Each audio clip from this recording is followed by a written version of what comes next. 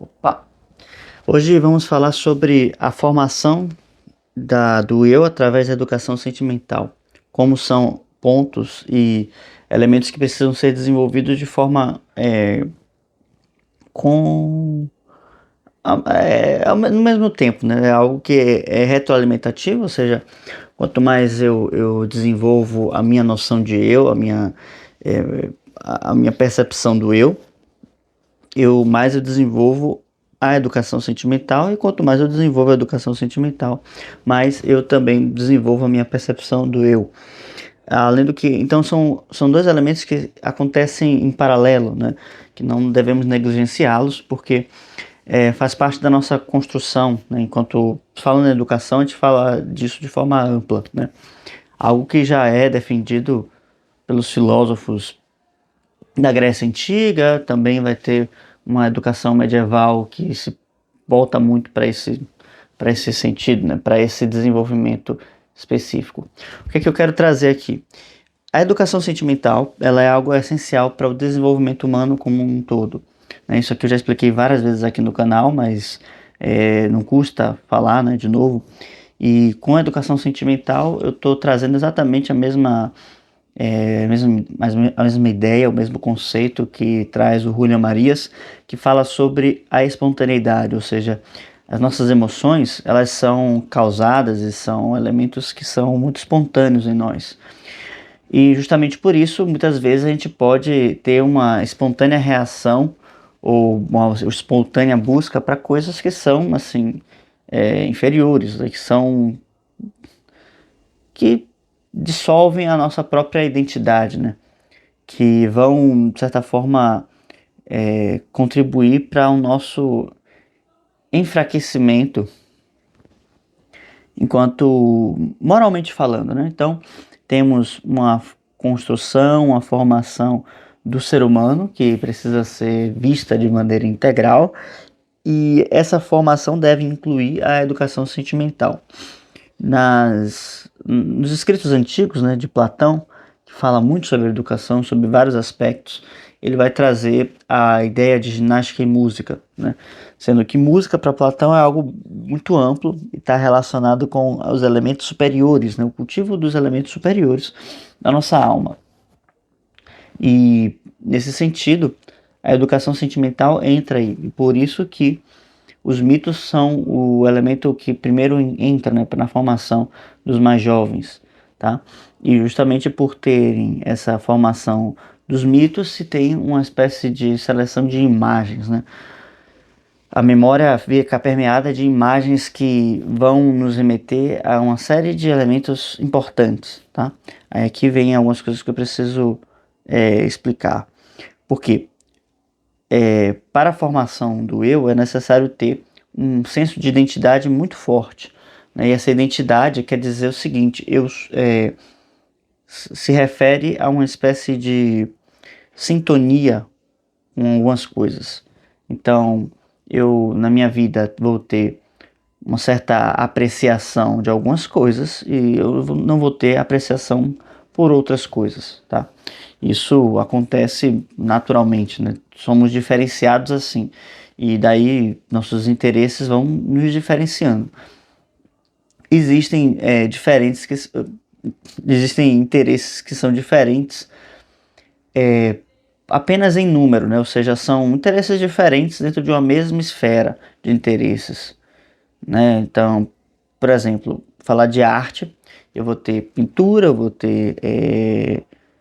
escultura, vou ter música, poesia, etc. Tudo isso está falando de arte, tudo isso está falando do desenvolvimento da beleza e da busca pela beleza, tá?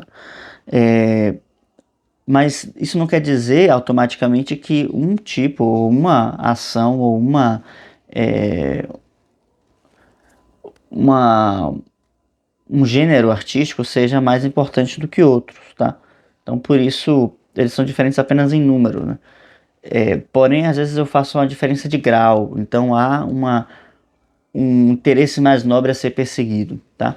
E quando se faz uma seleção desses mitos, né?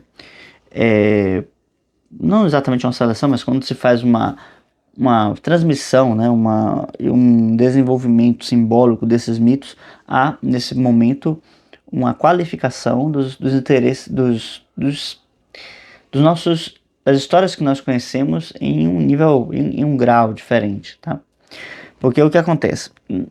Todos nós gostamos de histórias, histórias nos prendem a atenção, desde os contos de fadas até as fábulas, até a história das vidas alheias que o pessoal vai nos contando, tá? Porém, essas histórias elas ficam, vamos dizer que guardadas na nossa memória, né, no nosso arcabouço de, vamos dizer assim, de histórias, né, e ocupando um certo espaço ali, né? Não que eu acho que a memória seja finita, mas é porque, vamos dizer que o que fica mais assim, de prontidão, seja aquilo que eu vou mais alimentando a minha alma, tá? Daí então que quando você dá muita atenção para histórias que não têm uma qualidade ou um conteúdo simbólico por detrás, você não aprende nada com isso e essas histórias acabam apenas entulhando, né, o seu campo emocional, a sua alma. Mas a partir do momento em que você qualifica isso com essas histórias mitológicas, você então consegue ter e formar, né, um imaginário coerente com vários, vamos dizer assim, várias figuras, várias imagens que remetam a virtudes realmente próprias do ser humano. Então, eu posso ter os exemplos dos heróis antigos, né, que vão cada um trazer a sua virtude, a sua potência, a sua capacidade de ação e a sua força transformadora do mundo. E eu posso também ter vidas que passam pelas mesmas coisas, né? Existem muitas histórias de vidas de santos, de heróis, de filósofos, de personalidades históricas que parece que estão permeadas de símbolos, né, de ironias, de coincidências do destino, que a gente vai aprendendo a ler um pouco sobre a vida através das vidas que foram transmitidas para nós, né, das vidas que foram passadas para nós, como elementos que são chaves simbólicas para entendermos a vida. Esses elementos simbólicos não são exatamente racionais, ainda que a gente possa fazer as correlações e as conexões racionais. A força do símbolo está muito mais voltada para um elemento intuitivo nosso. E nesse ponto intuitivo é que reside a força da educação sentimental. Porque a partir do momento em que eu vou trabalhando a minha espontaneidade, né, como diz o Julián Marías, para aquilo que é superior, para aquilo que tem um grau superior de qualidade, eu vou automaticamente desenvolvendo em mim um interesse e um sentimento por aquilo que é mais nobre. Então, eu vou deixando de ter uma vida que seja simplesmente pessoal, né?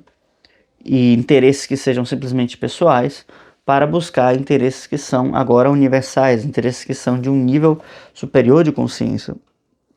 Eu vou então pegando aqueles elementos que eu fui apreendendo, né,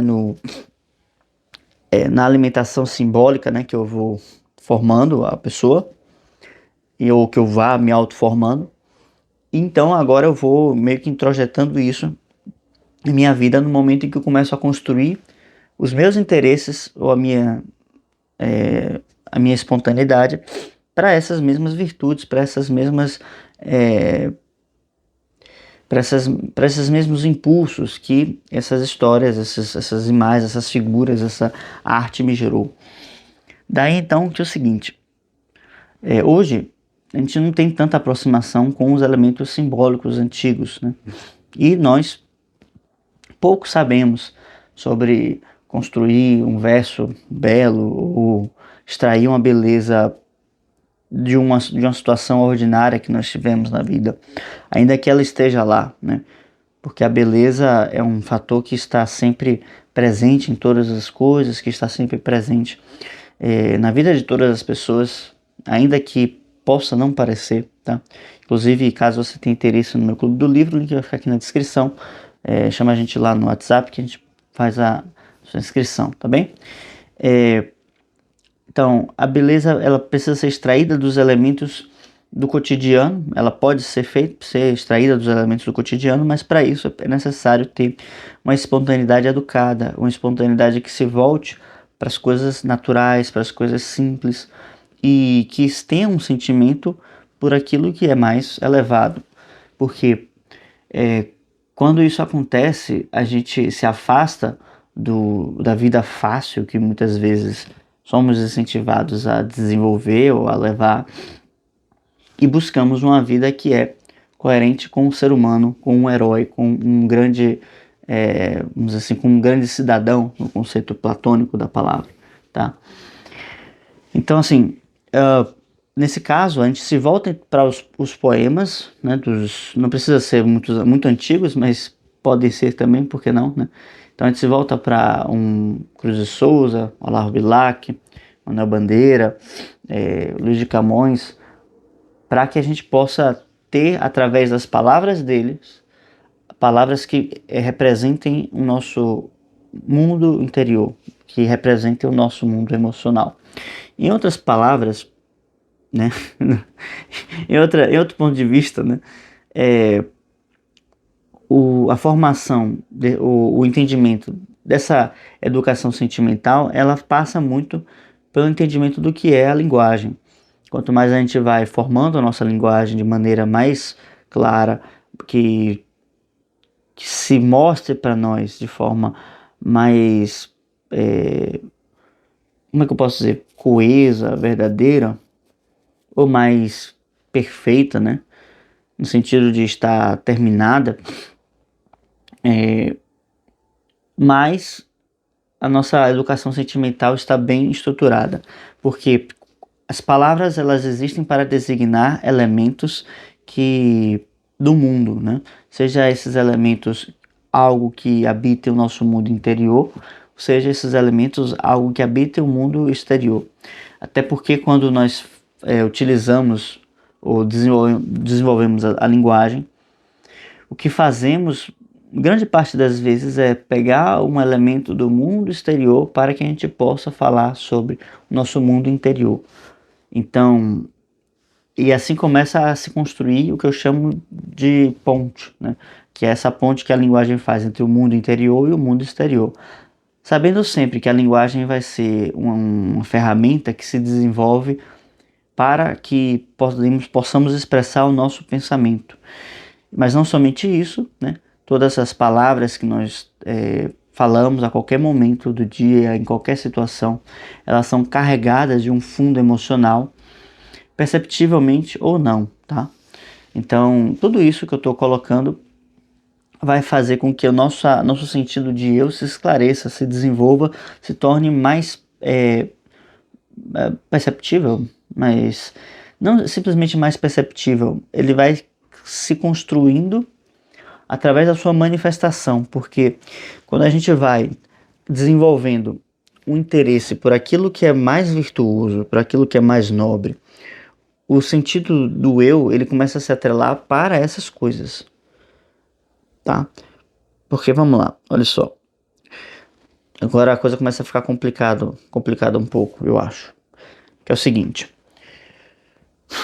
os nossos interesses eles vão formando aquilo que nós somos. À medida em que a gente vai se interessando por coisas mais nobres ou mais deletérias ou mais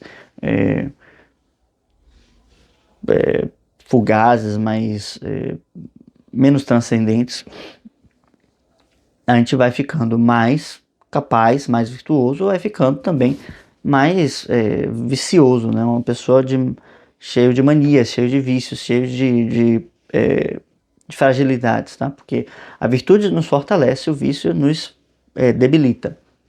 Então, o contrário de uma pessoa virtuosa é uma pessoa débil.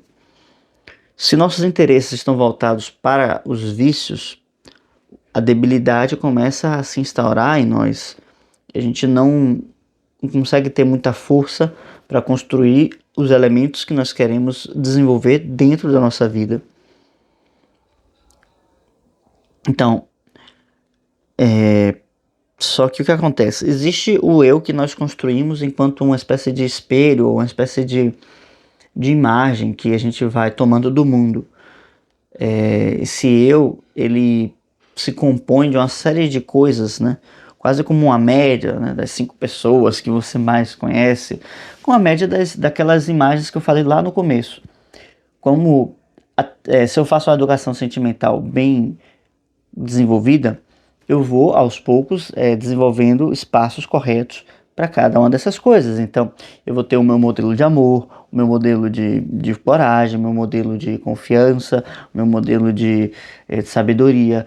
Cada um desses elementos vai ter, vai puxar de mim uma imagem que me remeta a um modelo mais, que assim, que mais me inspira. Isso não é uma questão simplesmente não é uma coisa assim coach, né? Não, a inspiração é um elemento muito forte, muito profundo e muito grandioso para os seres humanos. E quando a gente se esquece disso, ignora isso, a gente vai se fragilizando também. Então, a gente precisa ter essa clareza, né, do que a inspiração é para nós e começar a desenvolvê-la através dessa formação, dessa educação sentimental. Então, se eu me inspiro em coisas banais, em coisas débeis, eu vou também me estabelecer dessa forma. Então, quando a minha projeção está para uma coisa que é frágil, eu vou formando o meu sentido de eu e minha inspiração com base nisso. Então, eu vou começando a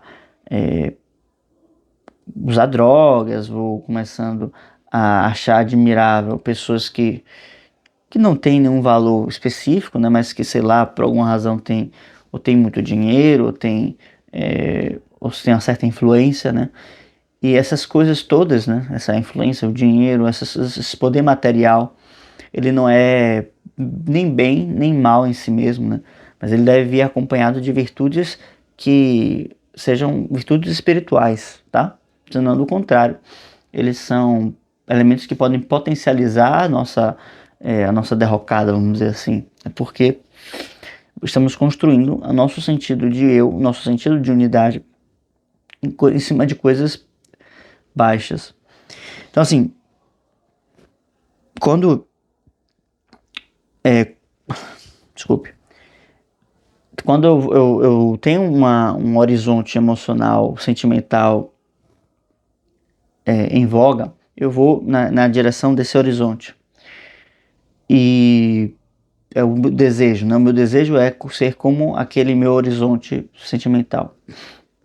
Mas isso, à medida que eu vou mudando esse horizonte sentimental para uma esfera superior, o meu desejo automaticamente passa a ser esse elemento superior que eu vislumbrei, visualizei. Então eu vou na direção desse horizonte superior. A partir desse momento, o meu sentido de eu, ele passou a sentir uma necessidade ou a querer ser constituído desses elementos superiores, tá? Então, quando nós temos essa formação que nós fazemos total, seria a formação da personalidade. A formação da personalidade é desenvolvida de uma forma totalmente assim, através de decisões, tá? Todos nós decidimos, seja de forma consciente ou não, aquilo que vai formar a nossa personalidade, que vai constituir a nossa personalidade. E se nós temos interesses por as coisas que são banais, por as coisas que são baixas, supérfluas, vamos então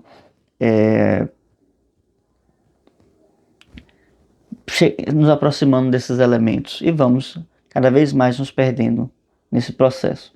Então, à medida em que eu vou qualificando a minha educação sentimental, eu vou então construindo um eu, tá? um sentido de eu, um sentido de identidade que se identifica com os elementos superiores, que é o elemento verdadeiro do ser humano. É aqui o ponto que eu queria chegar. Às vezes o meu sentido de eu está voltado para coisas baixas, mas ninguém nasceu com vocação para ser, né, um desgraçado, né, ou com vocação para ser, sei lá, um ladrão, com vocação para ser um picareta. Não, todas as pessoas nasceram com vocações que têm uma inspiração celeste. Porque todo o mundo, todo o universo, ele tende para o bem. Assim, né, assim nos ensina toda a tradição filosófica antiga. E, por isso, quando nós não compreendemos bem, direito esse bem, o que se vai ter é uma atração pelas coisas terrestres, pelas coisas passageiras. Então eu preciso sempre fazer esse peso, né? Existe o meu sentido de eu, né? O sentido do que da minha vocação, do que eu almejo, e existe um sentido verdadeiro, né? E por isso que Píndaro tem aquele verso que é famoso, né, na internet, que diz assim: torna-te quem tu és. Muito simples, mas muito enigmático se nós não temos a chave desse elemento, né? Tornar-se quem nós somos para os orientais seria uma espécie de despir. Você precisa tirar, né, os elementos que estão tapando essa expressão pura e simples do eu, tá? Para os ocidentais, tornar-se quem tu és, eu imagino que vai ter essa colocação mais voltada para o que é a vocação, né? Ou seja, para começar a acessar os elementos que vêm desse elemento superior. Podemos falar do indivíduo, né? De Platão, do eu superior, né? Ou, enfim, são todos elementos que são voltados para uma concepção mais pura de um elemento que todos nascem com, né? Essa alma racional, essa alma imortal. A gente precisa voltar para isso, se voltar para isso. Ainda que, né, tenhamos um sentido de vocação que nos faça voltar para uma atividade específica, essa atividade ela deve desenvolver em nós uma capacidade de expressar essa nossa verdadeira natureza, expressar quem nós somos, desenvolver e fortalecer o nosso sentido de eu verdadeiro, e não o sentido de eu que foi falsificado pelas inúmeras más influências que nós vamos tendo ao longo da nossa vida, no nosso processo. Tá bem? Então, muito obrigado se você que me acompanhou até aqui. Por favor, deixa um like no vídeo, se inscreva no canal. E se alguma coisa não ficou muito clara, por favor, deixe nos comentários alguma pergunta, alguma sugestão, tá?